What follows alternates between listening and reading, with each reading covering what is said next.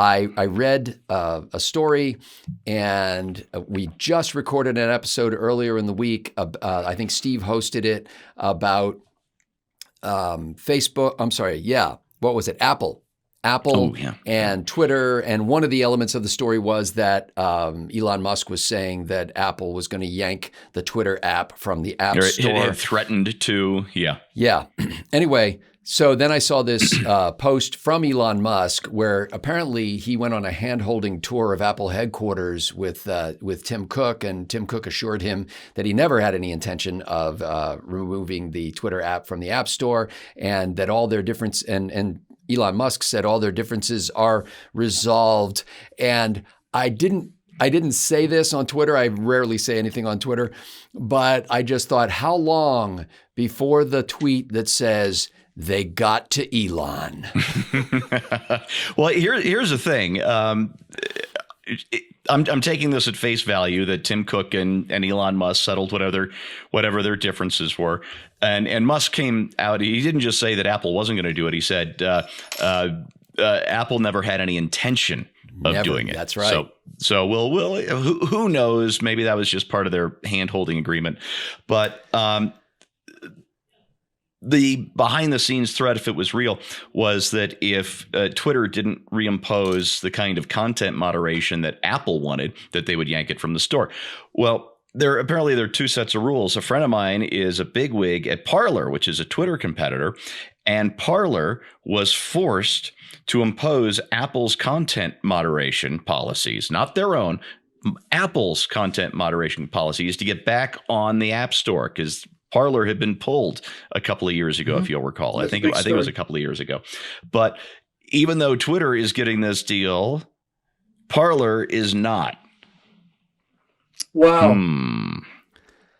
So the deal that if you comply, being the richest man in the world, I would imagine. Well, yeah. Actually, the implication of Elon Musk's account of his meeting with Tim Cook was that they really never had a problem. It was all a big misunderstanding. So it didn't sound like any deal to me. It just sounded like Tim took him aside and, walked him around the pond in the middle of the Cupertino spaceship and said, there was no bad blood between us. There was never a problem. Yeah. Everything's okay.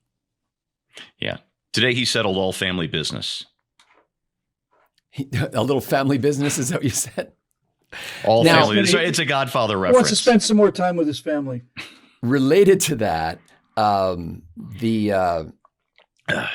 Twitter invited, or Elon Musk invited a lot of people back who had been previously banned, including former President Donald Trump. Trump has basically said, I see no reason to go back. I mean, he's got his own now competing platform, or at least he sees it as a competing platform. And so he didn't really see any reason to come back. Kanye West came back. And Bill, you'll have to help me with this because you're hip. How do you pronounce Kanye West's new legal name? I think it's Ye, right? Is it Ye or Ye? Is it Ye like Kanye? His real name is Kanye. Yes. So I just guess I was calling him Ye for like a week. Yeah. And reading it as Ye. And then I had a question about him last night on the Stratosphere Lounge, and I thought, Kanye. Okay, so it's got to be Ye. Yeah. See, this is the beautiful thing. At this point, there are a bunch of people watching this who are younger members who went, okay, Boomer, how about you listen to things and watch things instead of just reading things? Because the people who read things don't know how to say anything. So, case in point, anyway, the people who watch things don't know how to write anything. And who needs writing? Anyway, so this Ye person apparently was invited back to Twitter and then summarily dismissed again by Elon Musk himself because he tweeted out a swastika in some kind of conjunction with a Star of David, I believe. And it really, I saw the thing. It messes with your mind. It looks like something MC Escher would have drawn if he were made of pure evil. It's like the staircase drawing. It really messes with your brain. Now, this is since, like previously, when Kanye West announced that he was going to go DEFCON 3 on the Jews or Jewish people or something like that. And he was kicked off of Twitter for that, although Elon Musk later said he had nothing to do with getting him off of Twitter at that point. That was before he really took over. Anyway, now Musk is looking at him and going, yeah, you're whacked. And you're off. Yeah, I'm kind of torn on this. He's self-destructing in full public view. The media, of course, is eating it up, and they'll dispose of this guy as quickly as they need to. And I'm not defending Kanye, what Kanye said. Oh, dear God, no. No. He's having a serious meltdown, or he's seriously insane, or he's seriously a Nazi lover, or some combination of all that. Condemn all of that. But this is some kind of a meltdown. And the media is just going to cheer this stuff on until they're either bored with it or he kills himself. I don't know if there's a third option. Apparently he and Nick Fuentes, who raised a lot of controversy and was previously unknown to most Americans and before he stopped by Mar-a-Lago. But anyway, he and Nick Fuentes went on whatever remains of Alex Jones's show, during which Kanye West, or Ye, mentioned that there were some things he really loved about Adolf Hitler. Yeah. So, but I'm torn about this because on the one hand, I would unfollow somebody who said something like that. I just don't need that in my life. On the other hand, I like it when racist and anti-Semitic Semitic bigots raise their hand and say, "Hey, look at me, I'm a bigot," because I want people to know. I don't want anybody else to sign a deal with somebody on the understanding that this guy is reaching millions of Americans with a positive message and then find out that, oh, yes, he's a horrible person. I had this conversation. Oh, sorry, Bill. Were you going? No, go ahead. I had this conversation with somebody on Twitter yesterday. I wish I could remember who, so I could give them credit. They were asking, do you think big corporations should cancel West? And I'm just like, no. Cancel culture it's un-American. It's antithetical to liberty and to just plain being a grown up. And we shouldn't be doing this. I said, on the other hand, if I had a record studio, I wouldn't publish West's work. But I wouldn't have published it before now either, because his work is absolute crap. It's robot-generated stolen hooks, or it's robot-generated crap with stolen hooks. The man hasn't written an original thing, as far as I know, his entire career. And the fact that he's made so much money selling so much crap is a real indictment of how far our musical culture has declined over the last 30 years or so. Hey, Bill, just do me a favor. Could you say to Steve after that what you always say to me? Oh, Steve, my sweet summer child. Well, I say that to you because, well, I don't say it to Steve because Steve is usually right.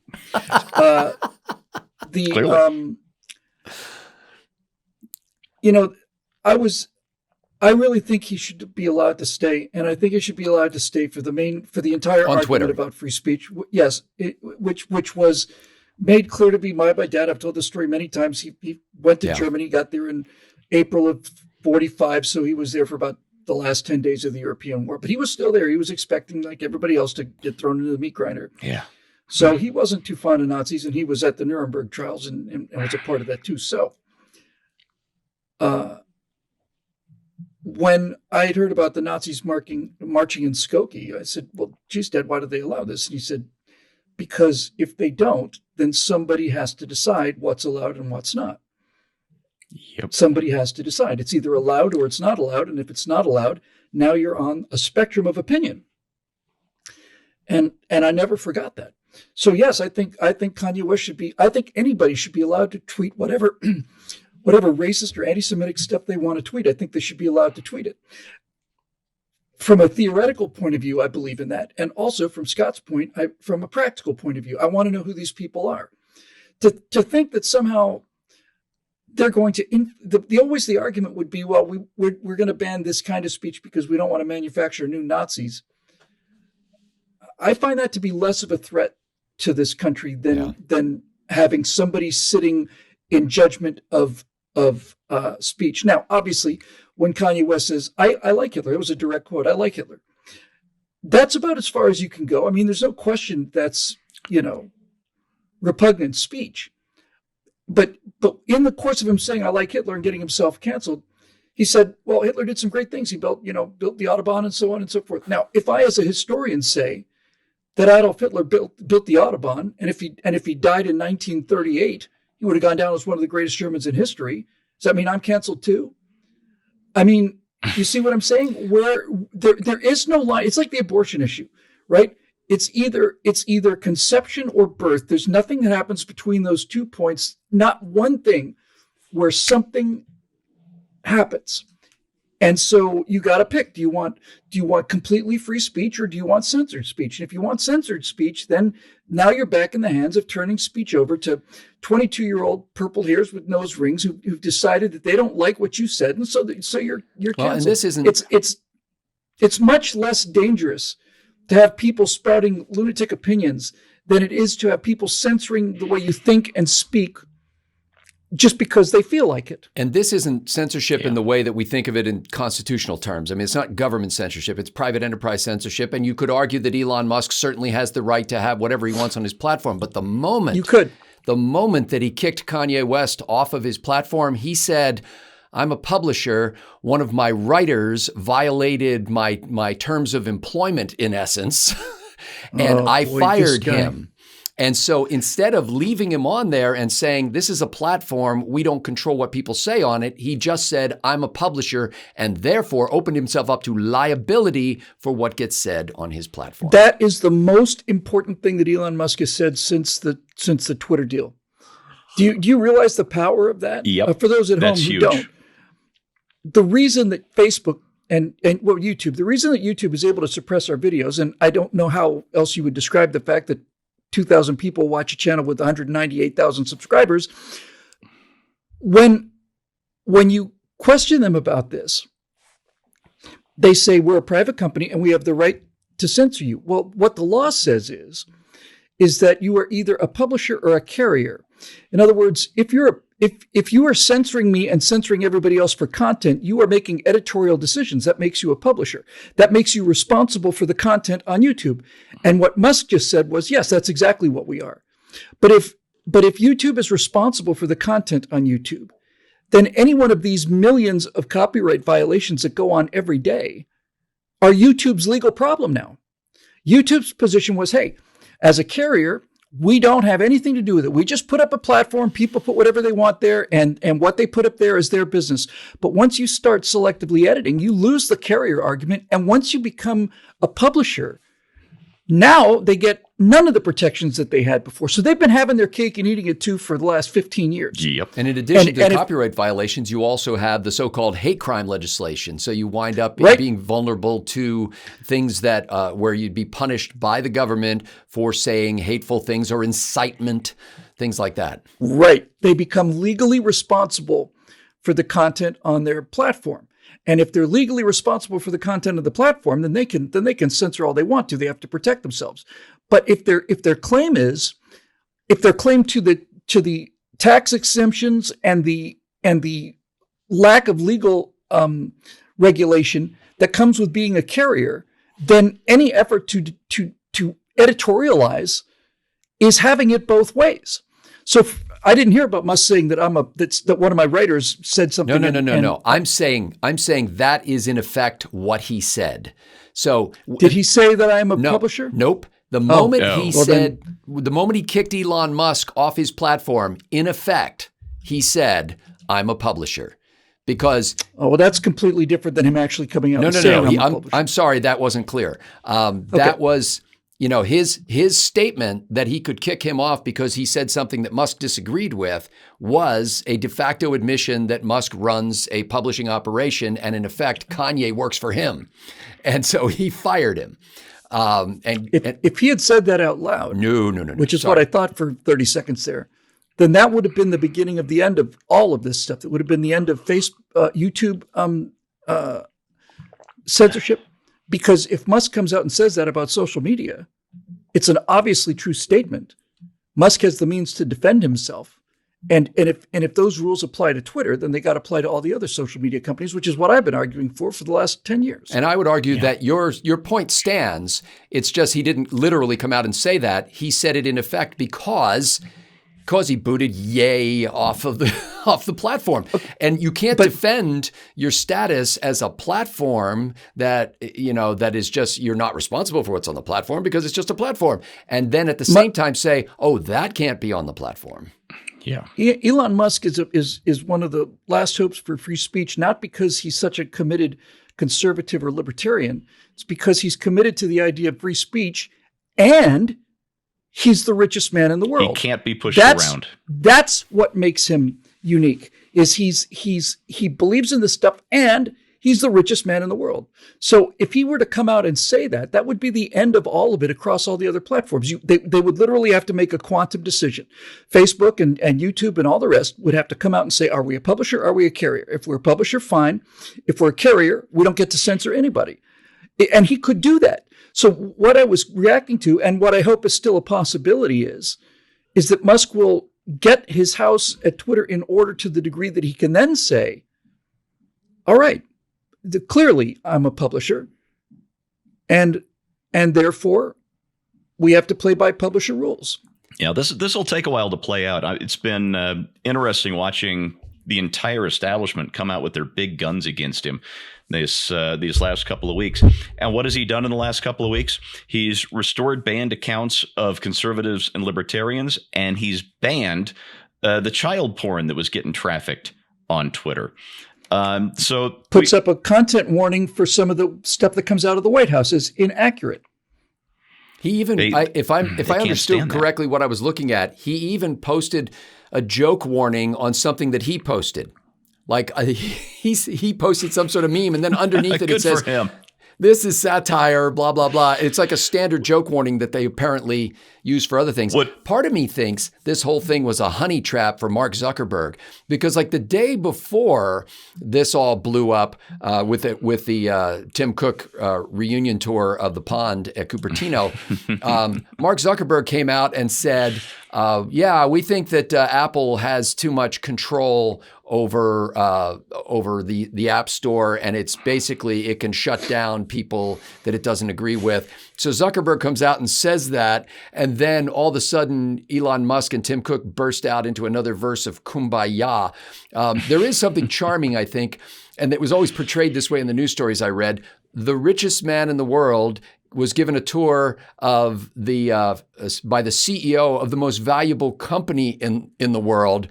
And I love the idea of those two guys hanging out together. And, in my mind, I just hear like Tim Cook going, "Hey, you want to get a sandwich or something?" Like, they're ordinary men. But one of them happens to have the greatest stockholding wealth of anybody in the world, and the other one happens to control the most valuable company. I saw this yesterday, and I heard it from Elon's own mouth, so I don't have it independently verified. But I heard him laughing about it. And he was talking about, somebody said, "Well, did you just email all these people you fired? Did you just email them, send them an email that says you got fired?" He said, "Actually, we did something a little more complicated than that. We got a pretty simple AI to work on the thing." And then he showed some examples. And so let's say you've got a Twitter employee named Gareth Johnson, okay?